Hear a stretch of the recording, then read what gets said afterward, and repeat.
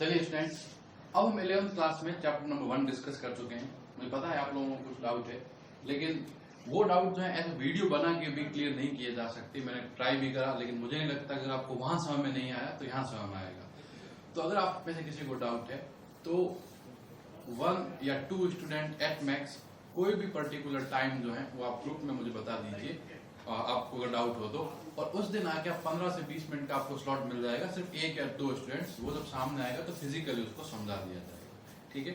और सेकंड बात ये, आप देखो, आप ये चीज समझिए पहले कि आप अब 9th और 10th क्लास में नहीं, अब आप 11th क्लास में आ गए।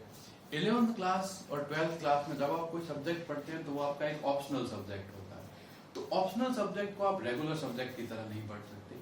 जैसे हिंदी इंग्लिश आपके 9-10 में जैसे थे, एग्जैक्टली सेम ही 11th-12th में होंगे, बस टॉपिक्स के नाम क्या हो जाएंगे, चेंज हो जाएंगे, और कुछ चीजें जो है प्लस माइनस होंगी। लेकिन जब आप कोई ऑप्शनल सब्जेक्ट पढ़ते हैं, स्पेशली साइंस स्ट्रीम के अंदर, यानी कि फिजिक्स, केमिस्ट्री, बायोलॉजी या मैथमेटिक्स कुछ भी, तो उसका जो पढ़ने का जो तरीका होता है वो सेम 9-10th वाला नहीं हो सकता।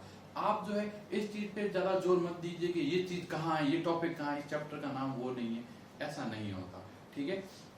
यहाँ पर जो है चीजें एक फ्लो में पढ़ी जाती है, एक प्रवाह में पढ़ी जाती है। बुक्स जो है, याद रखिए स्टूडेंट्स, बुक्स जो है वो स्टूडेंट्स के पढ़ने के लिए होती है, टीचर्स के पढ़ाने के लिए नहीं होती। आप इस चीज को अंतर समझिए कि अगर किताब से ही सब कुछ पढ़ा जाता, अगर हम एज इस किताब को ही फॉलो कर लेते तो वो तो आपके पास भी है, आप भी और उसे पढ़ सकते हैं। लेकिन क्या उसे पढ़ा जा सकता है? उसे नहीं पढ़ा जा सकता। कारण क्या है कि किताब जो है वो एक अलग पर्पज से लिखी जाती है, ठीक है। टीचिंग जो करनी होती है वो एक अलग पर्पज से करनी होती है। तो दोनों के अंदर क्या है, डिफरेंस होता है।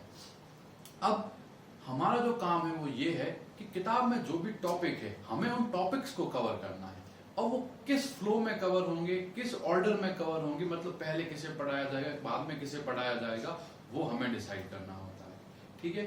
फिर हम जो आपको पढ़ाएंगे वो किताब में जो लिखी हुई एकदम डिफिकल्ट बातें हैं, जो एकदम मुश्किल बातें हैं, अगर आप उन्हें खुद से पढ़ने की ट्राई करेंगे तो आपको बिल्कुल समझ में नहीं आएगा वो क्या कह रहा है। तो हम उन चीजों को सिंपल करके आपको बनाने की ट्राई कर रहे हैं, ठीक है। अब देखो, अब क्या होगा कि अब आपको कुछ ऐसी भी चीजें पढ़ाएंगे हम जो आपकी किताब में बिल्कुल भी नहीं होगी। आप बोलोगे तो चैप्टर ही नहीं है। जैसे जो नेक्स्ट चैप्टर में आपको पढ़ा रहा हूं वो है मैथमेटिकल टूल, यानी कि गणितीय युक्तियां। अब आप अपनी किताब उठा के देख लीजिए, मैथमेटिकल टूल यानी कि गणितीय युक्तियां आपके कोई चैप्टर है ही नहीं। तो बोलोगे हम क्यों पढ़े? आप इसलिए पढ़ेंगे कि अगर आपको ये वाला चैप्टर नहीं आया तो आप फिजिक्स नहीं पढ़ सकते, मतलब फिर आपको समझ में नहीं आएगी। अब किताब में भले ही नहीं है, लेकिन किताब वाला ये मान के चलेगा कि भाई हम नहीं बता रहे, लेकिन जो पढ़ाने वाला टीचर है उसको जरूर पता होगा कि मैथमेटिकल टूल्स जो हैं वो मुझे खुद को ही पढ़ाने हैं, ठीक है। तो आप इसी में जोर मत दीजिए कि ये कहाँ है, ठीक है। आपके पास किताब है, आप उस किताब को रखे रहने दीजिए, ठीक है, अच्छी बात है। उसमें से हम क्वेश्चंस करेंगे, मैं आपको क्वेश्चन भेजूंगा कि आप ये वाले क्वेश्चंस करिए, ठीक है। अब उसके अलावा जो भी पढ़ाना है वो मैं ही आपको पढ़ाऊंगा। आप जो है अब मेरे ही इस फ्लो के अंदर क्या होगा, जिस तरह से चैप्टर्स टॉपिक्स को मैं कवर कर रहा हूँ, आप भी उसी ऑर्डर में क्या होगा, उन्हीं नोट्स को बनाते हुए कवर करेंगे, ठीक है। अब देखो स्टूडेंट, जो हम टॉपिक पढ़ना स्टार्ट कर रहे हैं ये बहुत ही इंपॉर्टेंट है। पूरी की पूरी फिजिक्स के अंदर मैथमेटिकल टूल्स ही काम आती है, चाहे कोई भी चैप्टर, चाहे 11th का हो चाहे 12th का हो, हम क्या है मैथमेटिकल टूल्स को ही पढ़ते हैं। अब जो फर्स्ट मैथमेटिकल टूल पढ़ रहे हैं ना, वो है वेक्टर्स यानी कि सदिश। अभी तक आपको सिर्फ क्या है, एक जो है डेफिनेशन पता है, परिभाषा पता है। क्या पता है कि सदिश ऐसी राशियां होती है, यानी कि वेक्टर जो है ऐसी क्वांटिटीज होती है जिनके पास डायरेक्शन, मैग्नीट्यूड दोनों होता है, ठीक है। यानी कि सदिश ऐसी राशियां होती है जिनके पास दिशा भी होती है और परिमाण भी होता है। लेकिन सिर्फ इतना कह देने से सदिश कंप्लीट नहीं हो जाता। सदिश एक बहुत बड़ा चैप्टर है, पूरी की पूरी फिजिक्स के अंदर सदिश से इंपॉर्टेंट तो कुछ है भी नहीं, ठीक है।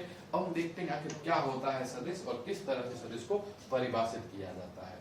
तो देखो स्टूडेंट्स, सदिश को हम कैसे परिभाषित करेंगे और किस तरह से सदिश को निर्माण करेंगे, उस चीज को आप समझिए। देखो, अभी तक आपने क्या देखा कि आपके पास जो भी ग्राफ होता था, इस ग्राफ के अंदर 2 एक्सिस होती थी, एक एक्स होती थी, एक वाई होती थी। दो अक्ष होती थी आपके पास, एक एक्स अक्ष होती थी, एक वाई अक्ष होती थी। इस तरफ वाले को आप प्लस एक्स बोलते थे, इस तरफ वाले को आप माइनस एक्स बोलते थे, ऊपर वाले को आप वाई बोलते थे, और ये वाला डायरेक्शन इसको आप क्या बोल देते थे, वाई डैश बोलते थे। हाँ यानी इस कंडीशन में ये वाला जो पॉइंट है ओरिजिन यानी कि मूल बिंदु, ये क्या कहलाता था, ओ। और ओ के कोऑर्डिनेट कैसे होते थे, निर्देशांक कैसे होते थे, 0,0 यही होते थे, ठीक है। और अब उसका मतलब क्या होता था कि देखिए, अगर आप इस तरफ जो है x डिस्टेंस चले, यानी इस तरफ आप x दूरी चले, और ऊपर की तरफ आप कितना चले, y चले, तो आप एक पर्टिकुलर पॉइंट पे पहुंच गए। वो पर्टिकुलर पॉइंट क्या हो जाता था आपका, x, y हो जाता, ठीक है, यही होता था। तो x, y का मतलब क्या है कि आप इस तरफ जो है कितना चले हो x, और ऊपर कितना चले हो y। तो देखो, अगर x पॉजिटिव था तो इसका मतलब है, x धनात्मक था तो इसका मतलब है आप राइट साइड में चले हो, दाईं तरफ। x नेगेटिव था तो इसका मतलब है कि आप लेफ्ट साइड में चले हो, यानी कि बाईं तरफ। y का वैल्यू पॉजिटिव था तो आप बोलोगे ऊपर की तरफ चले हो, और अगर y का वैल्यू नेगेटिव होता था तो आप क्या बोलते थे, आप नीचे की तरफ चले हो, यही होती थी। अब देखिए कि अगर हम रियल लाइफ की बात करें तो क्या हमारे पास दो, देखो इनको क्या कहा जाएगा, दिशाएं, यानी कि डायमेंशन कहा जाएगा। समझ आ गया ना, इन्हें ये हमारी क्या है, आप इसको डायमेंशन बोल सकते हो, आप इसको डायरेक्शन बोल सकते हो, लेकिन हम अभी इसे क्या बोलेंगे, डायमेंशन, यानी कि इसको विमाएं ही बोलेंगे। विमाओं का मतलब क्या है, यहाँ ये वाली विमाएं हमारे पिछले वाली विमाओं से अलग है, ठीक है। तो देखो विमाएं क्या होती है, जैसे मान लीजिए कि ये आपका कोई एक रूम है, यानी ये कोई आपका एक कमरा है, ठीक है। अब इस कमरे को आप गौर से देखिए, अगर हम इस डायरेक्शन को हम क्या बोलते हैं कि ये हमारी लंबाई है कमरे की, यानी ये हमारी क्या है, लेंथ है। तो देखो लेंथ एक तरह से कौन सी एक्सिस में हो गई, एक्स एक्सिस, तो इस एक्सिस को आप एक्स एक्सिस बोलते हैं, ठीक है। अब इस तरह से ये वाली जो एक्सिस है, ये वाला जो अक्ष है ना, ये अक्ष हमारा क्या हो गया, एक तरह से वाई अक्ष हो गया, और ये क्या हो गई, हम हमारे कमरे की हाइट हो गई, यानी कि ऊंचाई हो गई, हुई या नहीं हुई। तो देखो एक्स एक्सिस अगर लंबाई है, वाई एक्सिस ऊंचाई है, यानी एक क्या है हमारी, एक्स एक्सिस लेंथ है और वाई एक्सिस क्या है, हाइट है। तो क्या रूम में दो ही डायमेंशन हुई, नहीं। देखिए रूम में एक और डायमेंशन होती है, वो क्या है कि इसकी चौड़ाई, यानी कितना चौड़ा है, ठीक है। यानी कि यहां से यहां वाली ये जो डायमेंशन है ना, ये डायमेंशन हमारी क्या कहलाएगी, इसकी चौड़ाई कहलाएगी, यानी कि इसकी विड्थ कहलाएगी।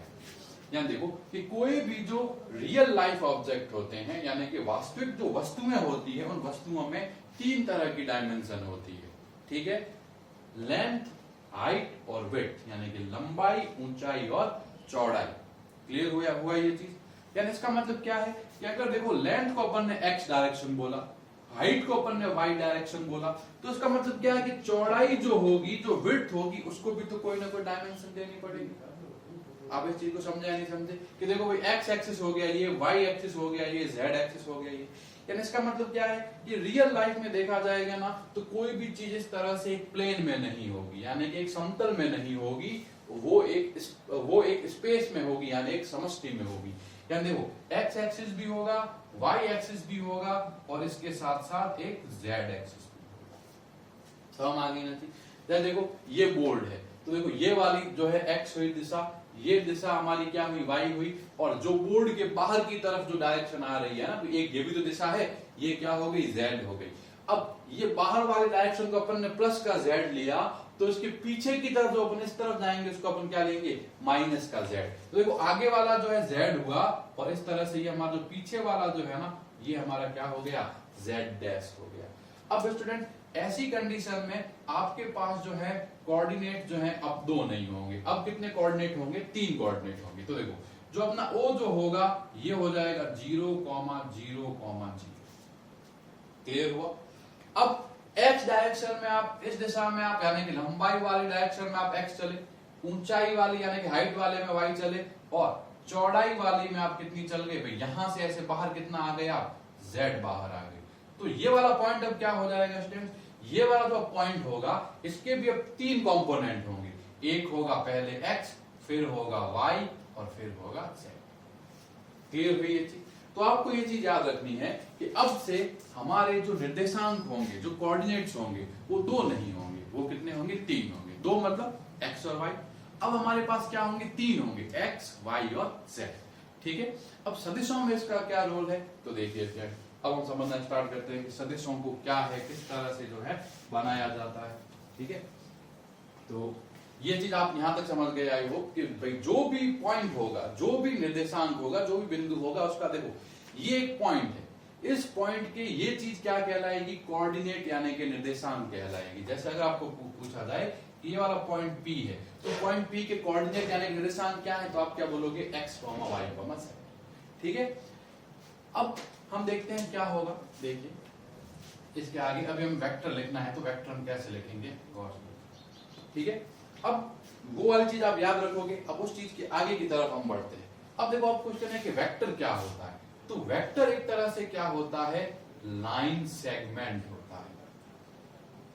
ठीक है, लाइन सेगमेंट होता है, यानी कि एक सदिश क्या होता है? एक रेखाखंड होता है। अब अगर क्वेश्चन है कि अगर ये वेक्टर जो है लाइन सेगमेंट है, अगर लाइन सेगमेंट है तो फिर वेक्टर में और लाइन सेगमेंट में फर्क क्या हुआ? तो देखो लाइन सेगमेंट होगा, और लाइन सेगमेंट यानी रेखाखंड के साथ साथ हम ये बताएंगे कि इसका स्टार्टिंग पॉइंट कौन सा है और इसका एंडिंग पॉइंट कौन सा है। रेखाखंड में हम ये बताएंगे कि इसका शुरुआत वाला बिंदु, शुरुआत इसकी कहां से हो रही है और ये इसका अंत कहां पर हो रहा है। ठीक है, तो देखो एक रेखाखंड जिसमें रेखाखंड की लंबाई भी बताई जाए, लंबाई के साथ साथ ये बताया जाए कि कौन से पॉइंट से शुरू हो रहा है, कौन से पॉइंट पे एंड हो रहा है, यानी कौन से बिंदु से शुरू हो रहा है, कहां इसका जो है खत्म हो रहा है, तो उस चीज को हम क्या बोलते हैं? वेक्टर यानी कि रेखाखंड कहते, सॉरी उसको हम क्या कहते हैं? वेक्टर यानी कि सदिश। जैसे देखो, जैसे ये हमारा क्या हो गया? A B.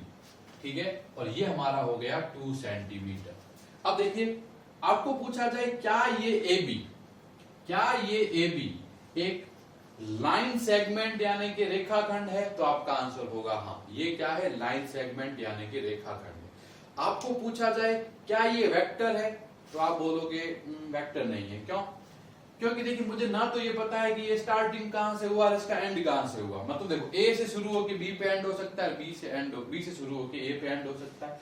लेकिन अगर इसे इस तरह से कर दिया जाए तो मैं समझ गया क्या कि ये ए से शुरू हुआ और बी की तरफ गया।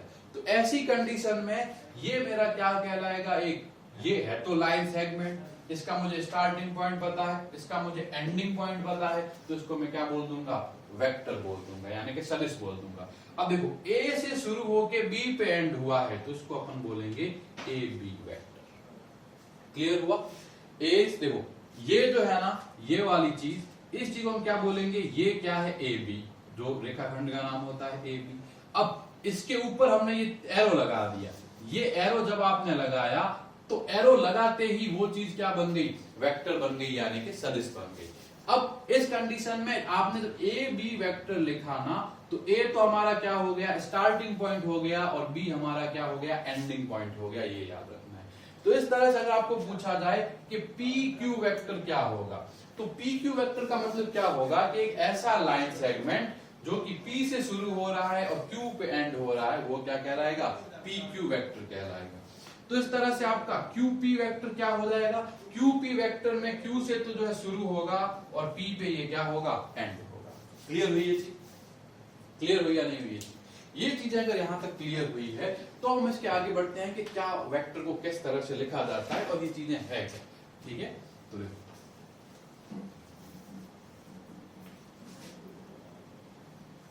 अब स्टूडेंट एक चीज याद रखना। अब देखो फिर से हम यहाँ पे वेक्टर्स को देख रहे हैं, अभी हमारा इनिशियल ही है, हमारा स्टार्टिंग ही है। तो देखो क्या होगा कि जैसे इस तरह से ये हमारे हैं, ये z अक्ष, ये x और ये y। क्लियर हुआ? अब हम जो है ना ये x, y और z नहीं लिखते। क्यों? क्योंकि x, y और z क्या होते हैं? मतलब लिखने में इनकन्वीनियंट होते हैं। तो देखो और एक कन्वेंशन ये है, एक मतलब ये चीज फिक्स मानी जाती है कि देखो x को हम क्या लिखेंगे?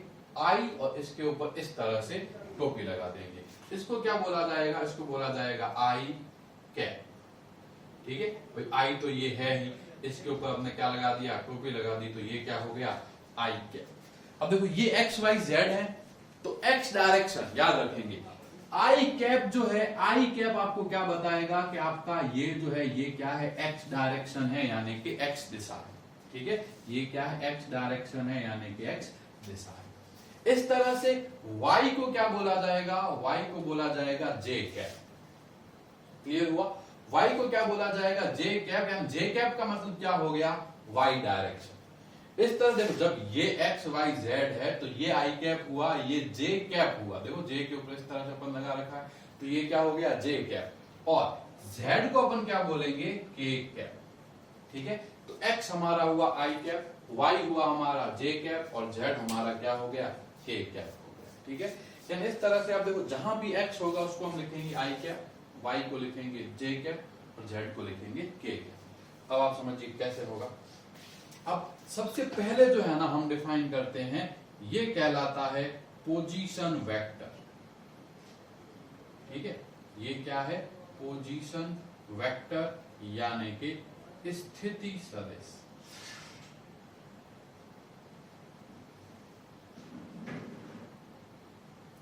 ठीक है, अब देखो, अब ये चीज आप नोट करना कि पोजीशन वेक्टर क्या होगा। तो पोजीशन वेक्टर जो होगा, एक ऐसा वेक्टर होगा जिसका स्टार्टिंग पॉइंट ओरिजिन यानी कि मूल बिंदु होता है। गौर से सुनना, पोजीशन वेक्टर एक ऐसा वेक्टर है जिसका स्टार्टिंग पॉइंट जो है वो हमारा क्या है, ओरिजिन यानी कि मूल बिंदु। तो आप पहली बार से देखोगे, स्थिति सदिश ऐसा सदिश है जिसका प्रारंभिक बिंदु जो है मूल बिंदु होता है, यानी कि position vector is a vector whose starting point is origin। ठीक है, अब देखो, अब यहां से हम स्टार्ट हुए, हम कुछ x में चले, कुछ y में चले, कुछ z में चले, और हम मान लीजिए यहां पहुंच गए। यहां हमारा एक पॉइंट है, लेट से a, और a के जो कोऑर्डिनेट है ना वो क्या है, x, y, z। और देखो आप o से स्टार्ट हुए हो, a पे एंड हुए हो, तो ये वेक्टर ऐसा बनेगा। ठीक है, o से स्टार्ट होके हम a पे एंड हो गए, तो o a जो है, तो देखो ये जो हमारा आया ना ओ ए, और आप इसको क्या करोगे, ऐसे वेक्टर की फॉर्म में लिखोगे। ओ मतलब क्या हो गया, स्टार्टिंग पॉइंट, ए मतलब क्या हो गया, एंडिंग पॉइंट। तो ओ ए वेक्टर क्या कहलाएगा, ओ ए वेक्टर कहलाएगा position vector, position vector of A, या इसको हम क्या बोलेंगे, ए का स्थिति सदिश। ठीक है, तो देखो जो ओ ए वेक्टर होगा वो क्या हो जाएगा, पोजीशन वेक्टर ऑफ ए हो जाएगा, यानी ए का स्थिति सदिश हो जाएगा। अब क्वेश्चन इसको लिखेंगे कैसे, तो देखो ये हुआ हमारा ओ A vector. O A vector में देखो कैसे लिखेंगे, देखो ये देखिए कि x जो है, देखो a में सबसे पहले देखो जो अपना निर्देशांक है, जो आपका कोऑर्डिनेट है, उसमें सबसे पहले यहाँ क्या आ रहा है, x। तो आप क्या कर दीजिए, x लिख दीजिए। अब x जो है वो सबसे फर्स्ट वाला पॉइंट है, सबसे फर्स्ट कोऑर्डिनेट है, तो इसके साथ लिखिए आई कैप, फिर बीच में लगाइए प्लस। देखो इस तरह से लिखा जाएगा, अभी मैं आपको एग्जांपल करवाऊंगा तब भी समझ में आ जाएगा। फिर ये है y, तो देखो ये क्या आ जाएगा y, और वो जो भी y है उसके साथ क्या लिख दीजिए, j कैप। और फिर आ गया प्लस, लास्ट में है z, तो z के साथ आप क्या लिख दीजिए, k कैप। ठीक है, तो ये हमारा क्या हो गया, पोजीशन वेक्टर हो गया a का। ठीक है, अब आपको अगर जहां पे सामने नहीं आया तो कोई दिक्कत नहीं है, आपको परिभाषा याद रखनी है और किस तरह से पोजीशन वेक्टर को फाइंड आउट किया जाता है, इस चीज को हमें देखना है। तो देखो मैं 2-3 पॉइंट्स लेता हूं, फिर बताता हूं किस तरह से हम लिखेंगे। जैसे मान लीजिए कि मैं ये एग्जांपल ले रहा हूं कि ये हमारे पास इस तरह, देखो एक पॉइंट हमारे पास ए, जो मान लीजिए कि 1, 2, 4, एक पॉइंट हमारे पास ये -1, 2 और 3, इसको मैंने बी बोल दिया। और एक पॉइंट है हमारा यहाँ पर सी, और सी पॉइंट जो है वो हमारा है 1, -2, -5। ठीक है, अब आपको बोला गया है कि पोजीशन वेक्टर यानी कि स्थिति सदिश निकालना है हमें ए का, तो ए का स्थिति सदिश क्या हो जाएगा, ओ ए वेक्टर। ए का स्थिति सदिश क्या हो जाएगा, ओ ए वेक्टर। किसी भी पॉइंट का जो पोजीशन वेक्टर है उसको ओ से शुरू करिए और उस पॉइंट तक ले जाइए। ठीक है, यानी ये अपना ओ है और ओ से शुरू करके हम कहां ले गए, ए तक ले गए, एकदम सीधी लाइन बना। अब देखो ओ ए वेक्टर क्या होगा, देखो यहाँ x में कितना है, 1, तो आप यहाँ 1 लिखिए। ठीक है, और 1 के साथ क्या लगाइए, आई कैप। क्यों? क्योंकि ये x में, ठीक है, ये वाली डायरेक्शन हमारी x है, ठीक है, अब z भी बना दीजिए, y भी बना दीजिए, ठीक है, प्लस अब y में हमारा कितना है 2, तो ये कितना हो गया 2j कैप, ठीक है, भाई देखो x में हमारा 1 था तो 1 i कैप, y में 2 है तो 2j कैप, प्लस z में क्या है 4, तो ये कितना आ गया 4k। तो ये हमारा क्या हो गया OA वेक्टर हो गया, यानी कि पोजीशन वेक्टर ऑफ A हो गया। इसी तरह से आपको पूछा जाए कि पोजीशन वेक्टर ऑफ B क्या होगा, यानी आपको OB वेक्टर निकालना पड़ेगा। OB वेक्टर का मतलब क्या हो जाएगा पोजीशन वेक्टर ऑफ B, यानी कि B का स्थिति सदिश। अब कैसे लिखेंगे देखिए, यानी ये इस तरह का होगा, हमें से कोई मतलब नहीं है, हम बना भी लेंगे तो भी कुछ नहीं कर सकते, हमें ही देखना है यहाँ क्या है। तो देखो B में x में क्या है, x में यहाँ वैल्यू क्या है -1, तो ये क्या आ जाएगा -1 i कैप, प्लस अब यहाँ कितना है 2, तो ये कितना हो गया 2j कैप, क्यों? क्योंकि y कोऑर्डिनेट हमारा कितना है 2, तो ये कितना हो गया 2j कैप, और लास्ट में हमारा है 3, तो ये कितना आ गया 3k कैप। क्लियर हुआ? अब लास्ट जो है हमारा वो क्या रहा, वो रहा हमारा OC वेक्टर। तो देखो स्टूडेंट OC वेक्टर कैसे निकालेंगे, अब देखो C में देखो x में क्या है 1, तो ये कितना आ गया 1 i कैप, ठीक है। अब देखिए y में क्या है, y में है -2, तो आप क्या करिए माइनस का 2 लिखिए और फिर j कैप लिखिए, ठीक है, अगर माइनस तो माइनस लगाना पड़ेगा। अब देखो इस तरह देखो z में क्या है -5, तो ये हमारा क्या हो गया -5k कैप हो गया, ठीक है। यहां देखिए स्टूडेंट हमने क्या निकाल दिया कि किस तरह से हम क्या करते हैं कि देखो आपको पॉइंट गिवन होगा, आपको पॉइंट गिवन होगा, पॉइंट क्या गिवन था, देखो यहाँ था 1 2 4 -1 2 3 और यहाँ था 1 -2 -5। तो अगर आपको पॉइंट गिवन होगा तो उस गिवन पॉइंट से हम पोजीशन वेक्टर कैसे निकालते हैं, तो कुछ नहीं करना होता, x कोऑर्डिनेट को i कैप के साथ, y कोऑर्डिनेट को j कैप के साथ और z कोऑर्डिनेट को k कैप के साथ लिख देना होता है। और OA vector, OB vector, OC vector क्यों करा, क्योंकि हमेशा जो स्टार्टिंग पॉइंट है वो क्या होगा, वो होगा जब किसकी बात होगी, पोजीशन वेक्टर की बात होगी। क्लियर हुई ये चीज, ठीक है। अब इसके बाद हम जो है नेक्स्ट पढ़ते हैं, वो क्या है देखिए, नेक्स्ट है हमारा कि वेक्टर जॉइनिंग 2 पॉइंट्स, ठीक है, यानी कि वेक्टर जॉइनिंग 2 पॉइंट्स, यानी कि 2 बिंदुओं को मिलाने वाला सदिश, ठीक है। अब क्या होगा कि आपको 2 पॉइंट्स दिए जाएंगे और आपको ये बोला जाएगा कि उन दोनों पॉइंट को ज्वाइन करने वाला वेक्टर क्या है। तो देखो जैसे यहां पर हम एक पॉइंट दे दिया A, ठीक है, A के कोऑर्डिनेट हो गए x1 y1 और z1, x1 y1 और z1। इस तरह से यहां पर एक और पॉइंट है B, इसके कोऑर्डिनेट हो गए x2 y2 और z, ठीक है। अब देखो, अब A और B 2 पॉइंट है एक साथ, तो देखो आप A को भी B से ज्वाइन कर सकते हो और B को भी A से ज्वाइन कर सकते हो। तो स्टूडेंट्स देखना कि अगर हमें AB वेक्टर लिखना होगा या BA वेक्टर लिखना होगा तो कैसे लिखेंगे। सबसे पहले मैं ये बताता हूं आपको कि हम AB वेक्टर कैसे लिखेंगे, ठीक है। तो देखो AB वेक्टर का मतलब क्या हुआ कि एक ऐसा वेक्टर जो कि A से शुरू हुआ है और कहां खत्म हो रहा है, B पे खत्म हो रहा है। तो A से शुरू होकर B पे अगर खत्म हो रहा है ना, तो इसको हम क्या बोलेंगे, AB वेक्टर। A से शुरू हो रहा है B पे खत्म, ठीक है। अब क्वेश्चन है AB वेक्टर कैसे लिखेंगे। तो देखो स्टूडेंट हमेशा क्या करते हैं, फाइनल में से इनिशियल को माइनस करते हैं, यानी कि अंतिम में से प्रारंभिक को घटाते हैं। अब घटाओगे कैसे, देखो यहां देखो अंत में क्या है x2 y2 z2, स्टार्टिंग में क्या है x1 y1 z1। तो आप क्या करिए, याद रखेंगे कि x में से x ही घटेगा, यानी कि x2 माइनस x1, फिर y2 माइनस y1 और लास्ट में z2 माइनस z1, ठीक है। जैसे अगर हमें लिखना हो कि ए बी वेक्टर क्या होगा, तो देखो ये क्या हो जाएगा, ये होगा x2 माइनस x1 i क्या, फिर प्लस, ठीक है। आप लोग कैसे लिखेंगे याद रखिए, x में से x को घटाइए तो x2 माइनस x1।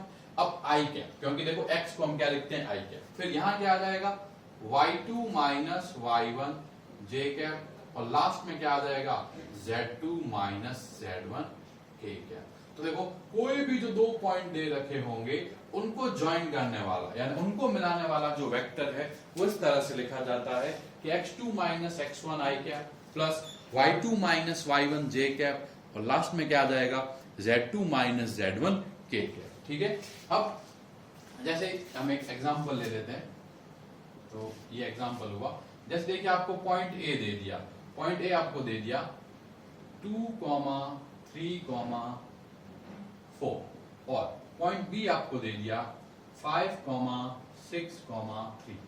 ठीक है, आपको बोला गया है कि पहले तो आप क्या निकालिए ए बी वेक्टर निकाल दीजिए, और फिर आप क्या निकालिए बी ए वेक्टर निकालिए। ठीक है, पहले आपको ए बी वेक्टर निकालना है, फिर आपको बी ए वेक्टर निकालना है। अब देखो जब भी ए बी वेक्टर निकालेंगे तो फाइनल कौन है बी, और स्टार्टिंग कौन कर रहा है ए। ठीक है, तो अब क्या करेंगे बी में से ए को घटाएंगे, तो देखो बी यहाँ पे क्या है 5 और ए क्या है 2, भाई 5, 6, 3 बी है, 2, 3, 4 क्या है ए है। तो देखो आप क्या करो x2 फॉर्मूला क्या है अपना x2 माइनस x1 यानी कि 5 माइनस 2, इसके साथ क्या लगाइए i क्या, प्लस 6 माइनस 3 इसके साथ क्या लगाइए j क्या, और लास्ट में 3 माइनस 4 यहाँ क्या लगा दीजिए आप k क्या। तो इसे सॉल्व करो तो 5 माइनस 2 ये क्या हुआ 3i क्या, 6 माइनस 3 क्या हुआ माइनस का 3j क्या। ठीक है, अब देखो ये 6 माइनस 3 करेंगे तो क्या आएगा माइनस का 3 आएगा, ये j कैप हो जाएगा, और सॉरी 6 माइनस 3 तो क्या होगा प्लस का 3 ही होगा, और ये है 3 माइनस 4 तो ये क्या हो गया माइनस का 1 k। ठीक है, तो ये हमारा क्या आ गया एक तरह से ए बी वेक्टर आ गया। ठीक है, और अब हमें क्या निकालना है बी ए वेक्टर। तो बी ए वेक्टर में क्या होगा कि ए वालों में से बी वालों को क्या करेंगे माइनस करेंगे, आप ऐसे याद रखो। तो ये क्या हो गया 2 माइनस 5। ठीक है, फिर इसके साथ क्या आ गया आई क्या, प्लस 6 माइनस 3, अब तो पहले 6 माइनस 3 वो क्या हो जाएगा 3 माइनस 6 j कैप, और लास्ट में क्या आ जाएगा ये 4 और ये 3, तो ये कितना आ जाएगा 4 माइनस 3 k। ठीक है, अभी जो है मैं आपको समझा रहा हूँ किस तरह से वेक्टर लिखा जाता है, इनका यूज क्या होगा वो हम जैसे आगे बढ़ते जाएंगे फिजिक्स के अंदर हमें समझ में आएगा कि इनका यूज क्या हो रहा है। तो देखो बी ए वेक्टर क्या है, ये क्या हुआ 2 माइनस 5 यानी कि माइनस का 3 आई कैप, 3 माइनस 6 क्या हुआ माइनस का 3 j कैप, और 4 माइनस 3 क्या हो गया प्लस का 1 k। ठीक है, तो देखो ये हमारा ए बी वेक्टर आ गया, सॉरी ये बी ए वेक्टर आ गया, और ये हमारा क्या आ गया ए बी वेक्टर आ गया। आया नहीं आया? अब एक चीज यहाँ चीज गौर करिए, देखिए वो चीज क्या गौर करने वाली है कि ए बी वेक्टर और बी ए वेक्टर में सिर्फ और सिर्फ चिन्हों का फर्क है। भाई जो यहाँ प्लस 3 था यहाँ माइनस 3 हो गया, यहाँ प्लस 3 माइनस 3 हो गया, ये माइनस 1 प्लस 1 हो गया। तो क्वेश्चन है ऐसा कब होगा, तो ऐसा तब होगा जब हम ये बोलेंगे कि बी ए जो वेक्टर होगा ना वो माइनस ए बी वेक्टर। ठीक है, ये चीज आप याद रखोगे कि बी ए जो वेक्टर होगा वो माइनस ए बी वेक्टर हो जाएगा। यानी अगर हम स्टार्टिंग और एंडिंग पॉइंट को क्या कर देंगे उल्टा कर देंगे तो सारी की सारी जो वेक्टर होगा वो किससे मल्टीप्लाई हो जाएगा माइनस से मल्टीप्लाई हो जाएगा। यानी अगर आपको बी ए वेक्टर निकालना होता आपको कुछ नहीं करना था, माइनस ए बी वेक्टर कर दीजिए। ए बी वेक्टर हमारा क्या था 3 आई कैप प्लस 3 जे कैप माइनस का 1 के कैप। गुणा करो तो ये कितना आया, गुणा करो तो कितना आया माइनस 3 आई कैप माइनस 3 जे कैप और प्लस का क्या आ गया 1 के कैप। अब गौर करिए, देखिए ये तो हमारा बी ए वेक्टर है। ठीक है, यानी हम क्या समझे यहाँ तक कि भाई ए बी वेक्टर जो है वो क्या होता है उल्टा होगा बी ए वेक्टर का, या फिर हम क्या बोल सकते हैं कि जो बी ए वेक्टर होगा वो उल्टा होगा किसका ए बी वेक्टर का। तो आज के लेक्चर में हमने ये देखा कि वेक्टर्स जो है क्या होते हैं, उनका मतलब उनको रिप्रेजेंट कैसे किया जाता है, जो एकदम अच्छे से समझ चुके हैं कि तुम पता है कि डायरेक्शन और मैग्नीट्यूड दोनों होती है, तो उनको रिप्रेजेंट कैसे किया जाता है, पोजीशन वेक्टर कैसे निकाला जाता है, और दो पॉइंट्स को ज्वाइन करने वाले वेक्टर को हम किस तरह से क्या करते हैं लिखते हैं। ठीक है, इसके आगे वेक्टर पे जो जो ऑपरेशन होगा वो हम नेक्स्ट लेक्चर से स्टार्ट करेंगे।